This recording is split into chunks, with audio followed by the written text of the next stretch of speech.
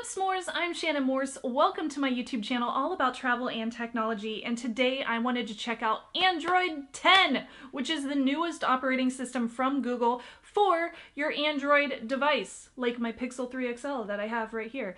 It's so exciting. This is the big update from Google that we get each year for our operating systems on our smartphones, and it's the update from Android 9 Pie.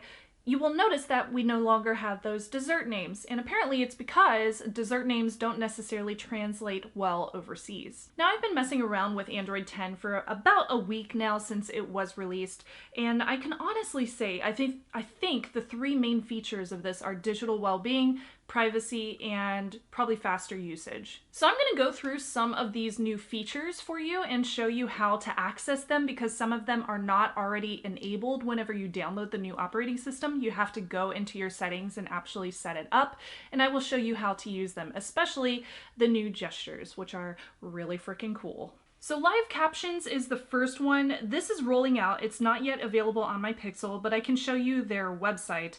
This is going to caption videos automatically without the need for cell or Wi-Fi data. Now, if you do have this available on your phone, which again I don't, you can enable captions in a video by pressing the volume knocker on the side of your device and then pressing the new settings icon, which shows up on the screen beneath the volume bar. And as soon as you do that, it should show you your captions right there on the screen. Now, I don't know how well those captions turn out, or if they're like really terrible, like the closed captions that YouTube automatically embeds on videos, which are terrible. So I can't tell you how great they are until they are actually available on my phone. And when that time does come, I will probably just do an update on my Twitter account, because I don't think that warrants a whole video. Smart replies. These are available for all Android 10 phones, and it will work with third-party apps like Signal, which I use. So awesome. I love being able to use Signal with new things that happen in Android 10. That's great. This is going to add new reply options and recommended actions to the notification. So if somebody says, like, let's meet at Starbucks, then it will show you an option to open it in Maps, and it will show you the directions to get to Starbucks. Pretty cool. Sound amplifier. So this is an application in Google Play that allows you to amplify the sound around you. When you plug in your headphones and you open the sound amplifier, you can hear audio around you better. Now, this is a very, very simplified amplifier in the fact that it only has two different bars that you can use for fine tuning and volume, and that's about it.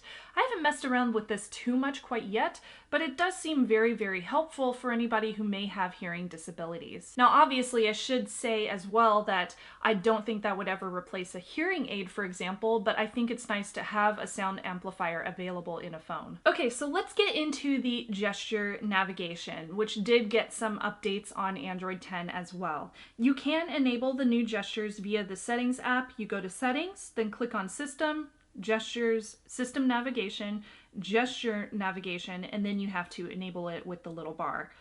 You swipe up from the bottom of the screen to go to the home screen. You can also swipe up and pause about 1/3 up on your screen to open the multitasking view, and this is similar to Android 9 Pie.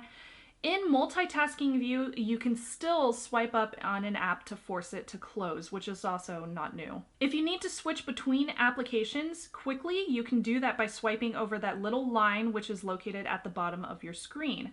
The app drawer is simply a swipe up from the home screen, and if you want to launch Google Assistant, you swipe up from one of the corners towards the center of the screen from one of those bottom corners, and you know that it worked if you see the 4 colored bars show up at the bottom, which signifies the assistant is listening.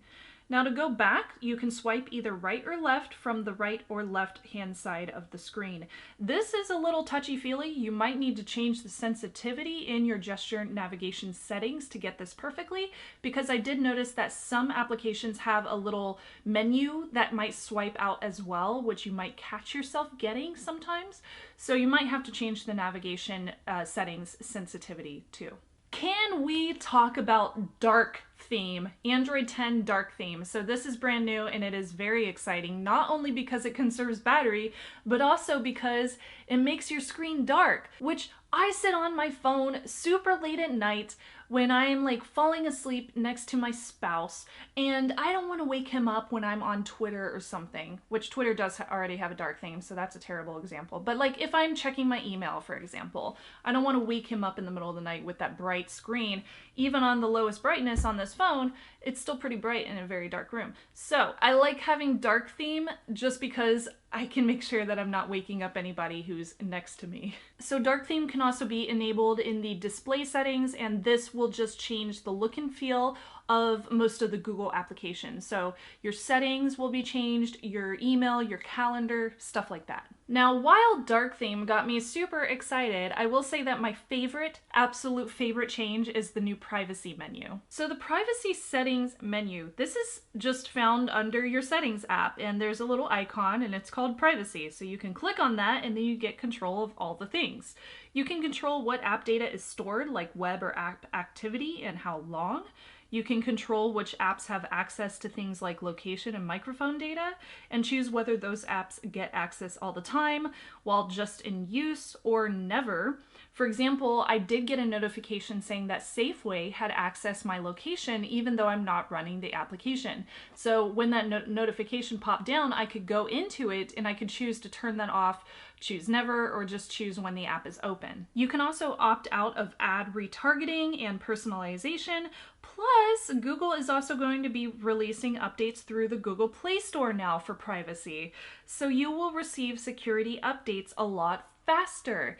I hope that this means that you won't have to wait for your carrier to send you security updates and they will just come directly from Google, because that will save a lot of people a lot of heartache. Now, digital well-being is an application that has been around on the Google Android phones for a little bit of time. However, it did receive some updates as well. You can use a new thing called focus mode in digital well-being, which is in beta. This allows you to turn off distracting applications and notifications while you try to get your stuff done. The other major update is Family Link, which can show you the location via GPS of your kids.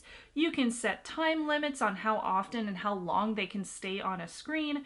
You can view app activity and see how long they've been sitting on, like, I don't know, Instagram, and a lot more. There's a bunch of other new features that Android 10 now has included, including HEIF imaging for new still images and how those save.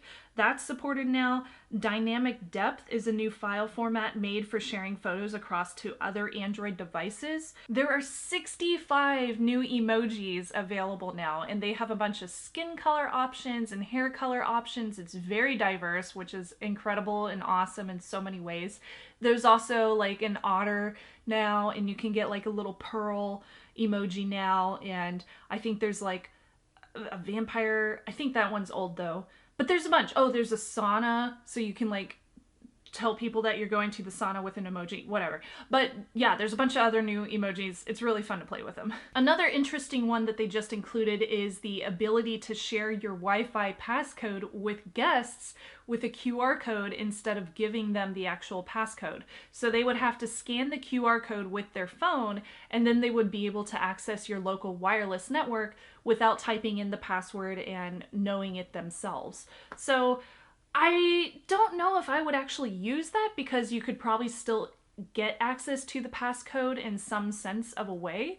However, I do use a guest network for friends that come over, so I would probably just keep them on the guest network because it's separated. So that's pretty much every single Android 10 feature that I'm really excited about and that I wanted to show you how to use on today's episode. Let me know if your smartphone has received the update quite yet.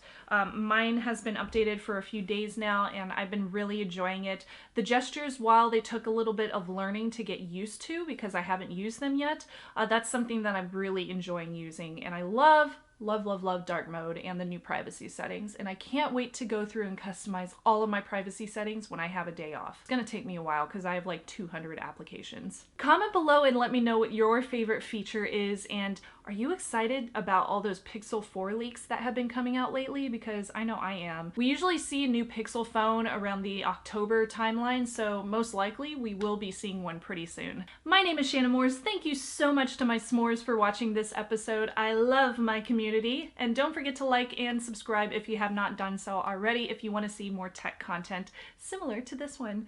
I will see you next time. Bye!